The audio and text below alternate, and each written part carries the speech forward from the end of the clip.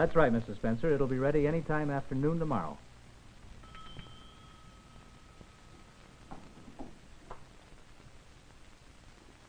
Fine. Thank you very much. I'll look for you then. Goodbye. Well, hi, gang. What can I do for you? Yeah. Now, let me see. Your dog is sick? No. You want me to umpire a ball game? No. Oh, I know. You want to buy out my fix-it shop and become millionaires. No. No. Well, I give up then. We want to see your new fish. Come on, Uncle Bob. Show them to us, huh? So that's it, huh? My news certainly travels fast, doesn't it? Who told you I had some new ones? Tommy and Jimmy Doherty told me. A couple of kids were talking about it at recess yesterday.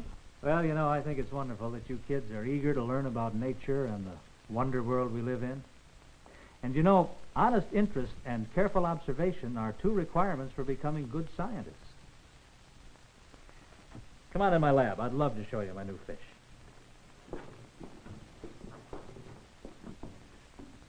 Well, there they are. Aren't they pretty? Yes, they are. Must be lots of fun having an aquarium and taking care of all these little fish. Well, it is fun. We can learn many wonderful lessons by carefully observing the way fish live and behave. Man, oh man, would you look at this one? She sure is beautiful. What kind of fish is she, Uncle Bob? Well, this she happens to be a he. This is the male Betta splendens, and he is one of the most beautiful fish you'll probably ever see.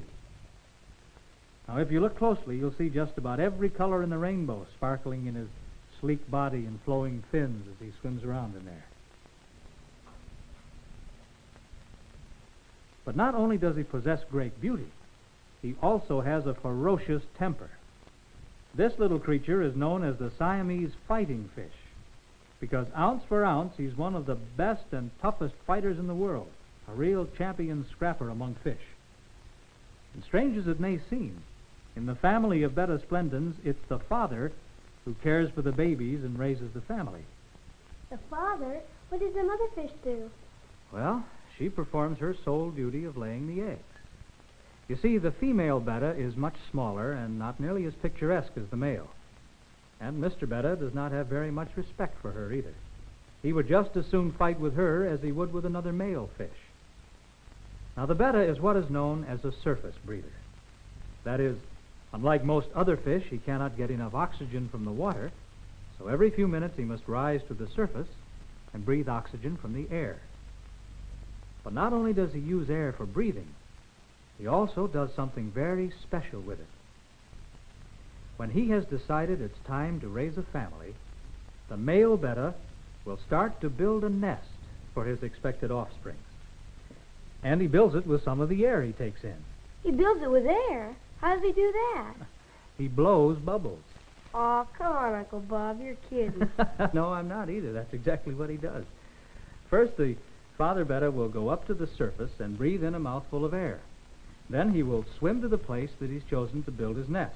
Now, this is usually by a plant or on the underside of a floating leaf.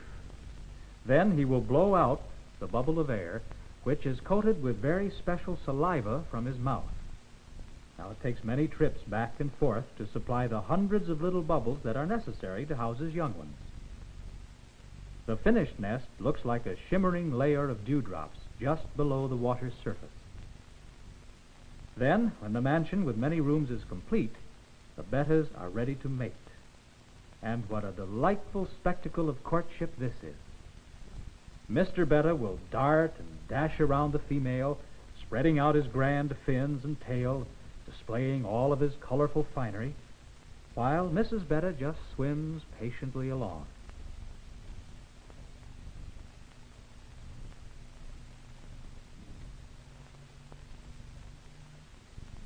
Finally, he will coax her up under his newly constructed apartment house, where the female will release the eggs and the male will cover them with a special fluid as they emerge.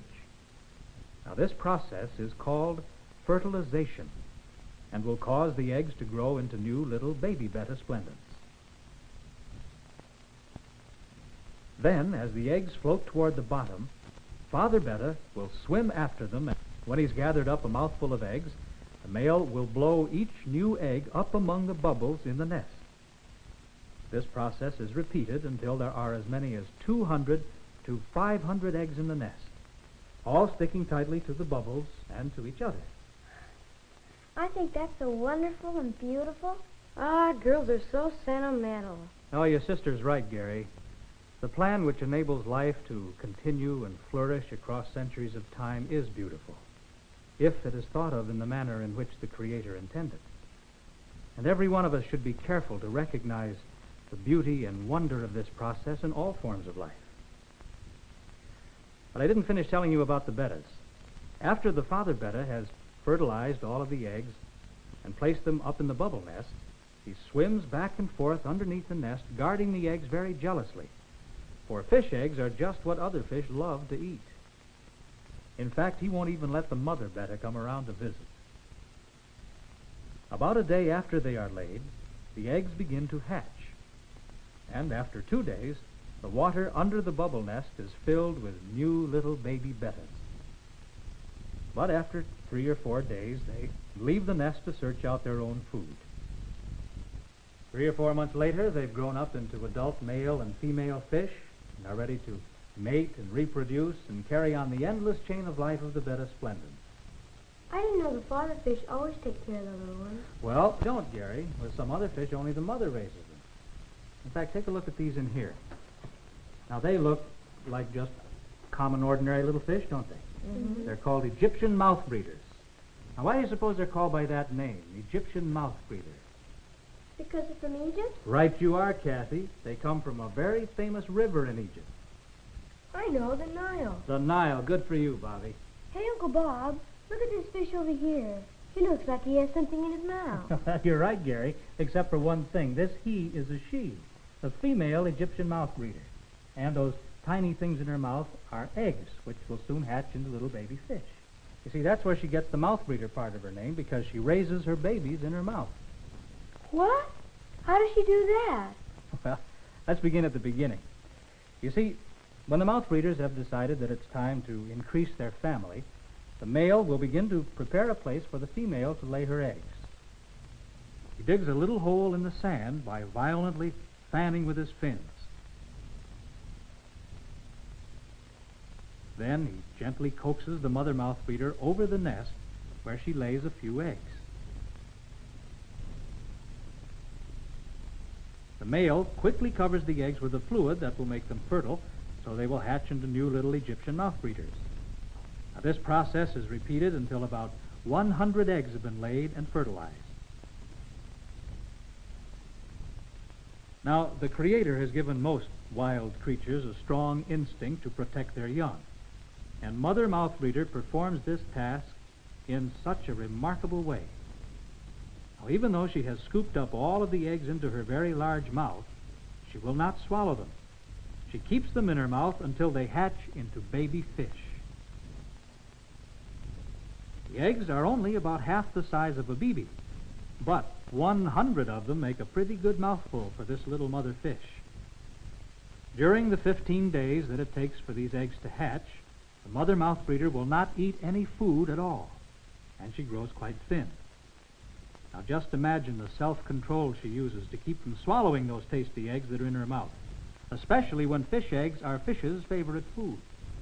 But she will not eat them, even though she grows thinner each day from lack of food. Now, she's not chewing the eggs.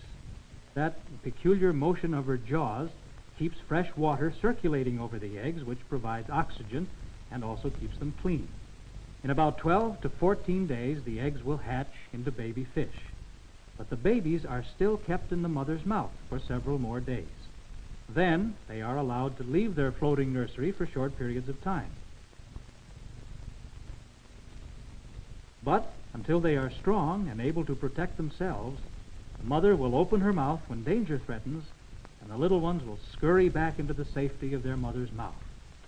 But of course, each day they grow bigger until one day the faithful mother mouth breeder must let her little ones go to face life on their own. Boy, that's terrific. You know, you learn something new every day, huh? Well, you do if you keep your eyes and ears and mind open and really want to learn something. I have an idea. Why don't we start an aquarium of our own? That's a good idea. Hey, yeah, let's. Wait a minute. What are we going to use for fish? You know, kids, you don't have to have unusual fish from strange, faraway places to start an aquarium. In fact, you know, all of the common, ordinary creatures that live right here around us are very fascinating to study and observe. How they are made and the way they live and reproduce. And you know, even those little minnows you can catch down in the creek make very interesting pets. They do? Great. Let's go. I got a minnow net we can use. We can get some little rocks and plants from the creek. That's good because those little plants are very important to a balanced aquarium. In fact, I tell you what you kids do. After you've caught your little fish, you come on back here and let me show you how to set up your aquarium properly so your minnows will live. Okay. Thanks, Uncle Bob. See you later. So long, kids. Have fun.